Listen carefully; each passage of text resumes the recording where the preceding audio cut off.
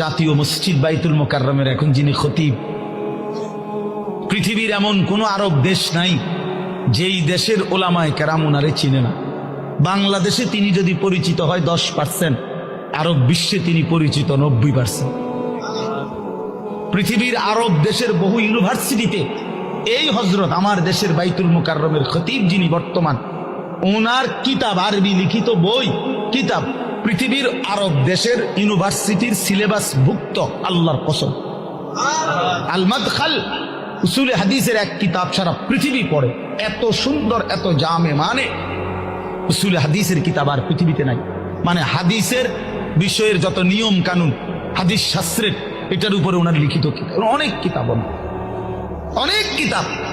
আমি বলতেছিলাম ওনার আব্বা হযরত মাওলানা শামসুল হক রাহমাতুল্লাহি আলাইহি, ওনার বাবা আজীবন যেই মাদ্রাসায় মুহতামিম ছিলেন, আমি ওই মাদ্রাসায় মাহফিল করছি, বয়ান করছি, তো ওইখানে গিয়ে শুনছি ওই বাবাই একটা ঘরও দেখছি, ওনার পুরান একটা টিনের ঘর। তো ওনার আব্বা বলতেন সবসময়, আব্দুল মালিক তোরে লইয়া আমার বেশি চিন্তা, তারে দিয়ে কি হইব, তারে দিয়ে কি তো হইব, মানে তে কেমনে চলবো ভবিষ্যতে। ওনার আব্বাই বলে বেশি কি করছে, চিন্তা করছে। আব্দুল মালিক এখন জাতীয় মসজিদের খতিব।